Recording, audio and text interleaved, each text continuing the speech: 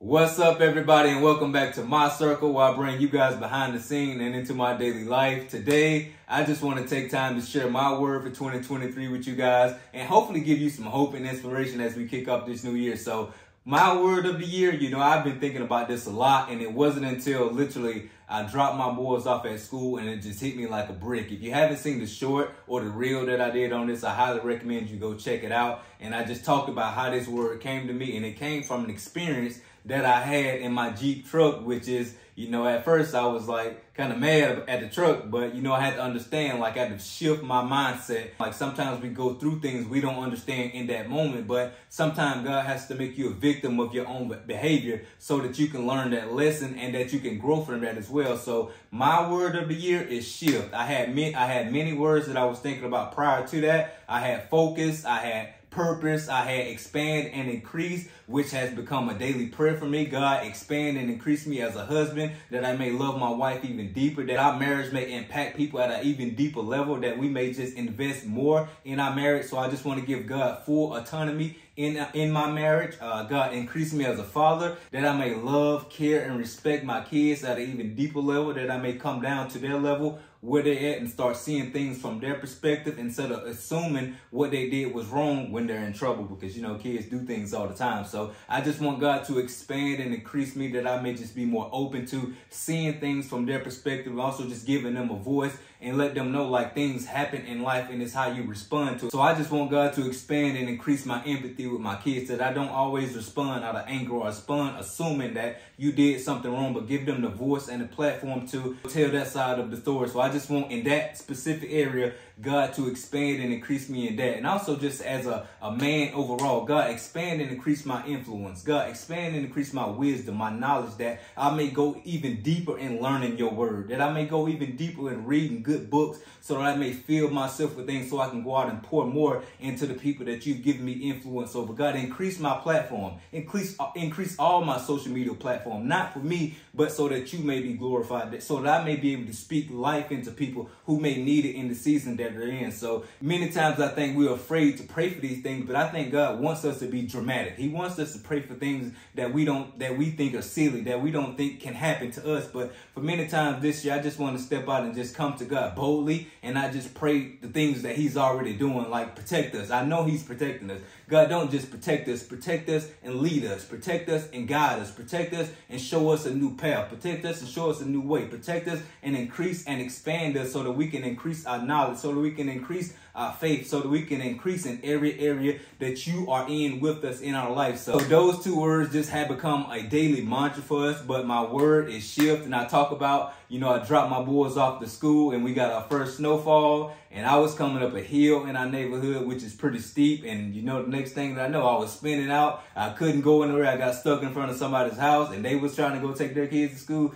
So I was a little embarrassed, but then it hit me like, we got our first snowfall, so the circumstances have changed. The environment has changed. There's nothing wrong with the truck. It is equipped to handle these circumstances. You just have to shift the gear. You just have to get it out of two-wheel drive and put it in four-wheel drive. And let me tell you, when I did that, I realized the true power of my Jeep truck. Not only did that thing get me to where I need to go, but I got there fast. And let me tell you, once I recognized that, I had a shift in my mindset. Sometimes we get stuck in life and we keep doing what we was doing previously. We've all heard the quote, nothing changes if nothing changes. For me, I would have stayed there spinning my wheel all day long if I didn't shift gears and put it in four-wheel drive so that I can be equipped to handle those new circumstances. Same thing with us. Sometimes we just need to shift our mindset, shift our perspective, shift our attitude. Last night I picked up some slim chickens and I pulled out in front of a guy, and he was pissed off. I'm gonna just be honest.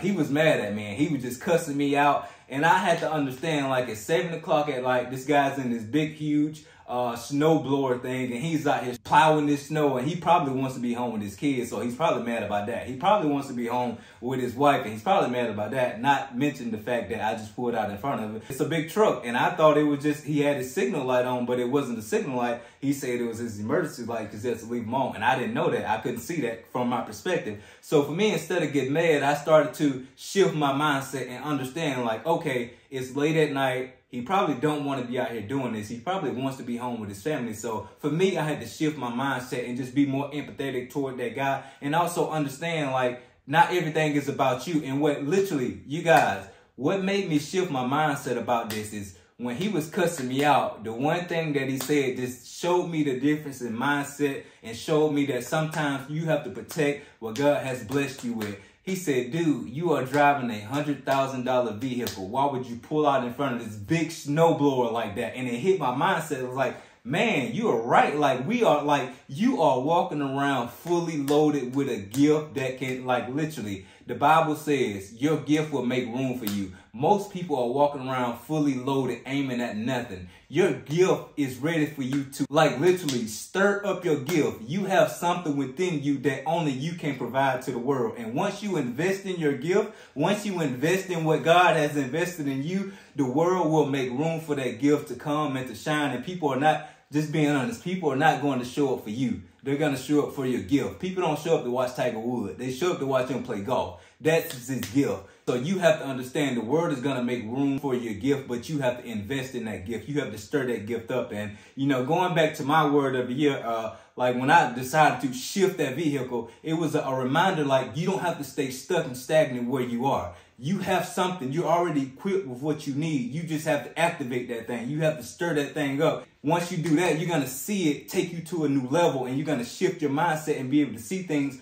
from a different perspective, but you're also going to be operating out of a different mindset. When I put my truck in 4-wheel drive, the amount of power that it has, like the amount of things that it can do that I didn't know it could do previously, but it took snow dropping to the ground. It took ice being on the ground from the snow melting and rain coming in. It took me spinning out to understand these things. So when I say he had to make me a victim of my own behavior, I had to go through this in order to recognize that there's more within my Jeep, that there's more within me. You're going to go through things and you're going to ask, why is this happening to me? And sometimes you have to understand, like, it's trying to show you something about you that you don't recognize yet. There's something within you that needs to come out in this moment. It's something within you that God is trying to reveal to you so you can step into your true purpose. So when I say I want to give you guys hope and inspiration for 2023, I just want you guys to understand this year is going to be exactly what you want it to be. The past is in the past. 2022 is in 2022. The only life that it has is the life that you give it. Let it be what it was. Let it go and step into the new year with the fullness and the boldness that God has given you and equipped you to do. Your purpose is more important than the problems and everything that you faced in 2022.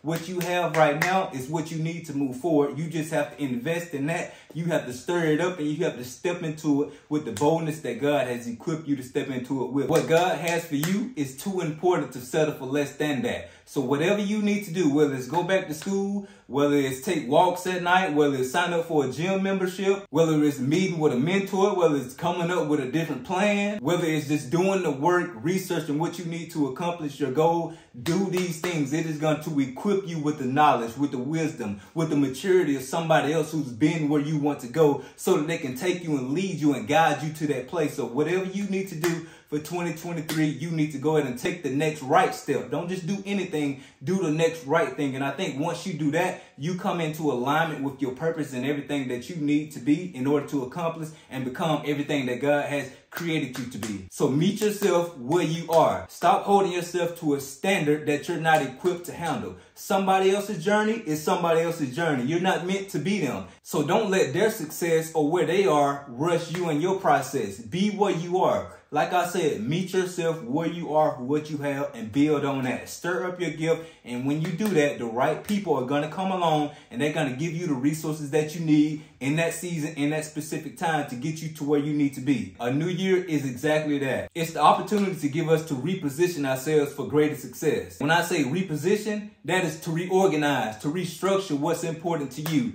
to make sure the things that you're doing is taking you to where you want to go. It's lining up with the goals and the dreams and the visions that you have for yourself and that God has given you. So quit comparing your gifts, your looks, what you have with somebody else. You are powerful. You are anointed. You have everything that you need in this season within you right now. You just have to invest in what God has invested in you. Because at the end of the day, and it took me a long time to figure this out, nobody can do you better than you can do you. You are the best at being you. And once you realize that and step into your true power, that's when you stop comparing your life to other people's life and start being grateful and thankful for what you have, and also thanking God for showing you somebody that has something that you want to strive for. I don't want theirs, but I'm thankful that I see it, because if I had what they had, it would probably hinder me because it doesn't fit me. It fit them. What's for me is for me, and nobody can take or remove that. So what you have is for you. And just because somebody doesn't recognize your worth or your value doesn't mean you're less valuable. So stop waiting for others to validate you. Validate yourself. Understand, when God told you to be fruitful and multiply,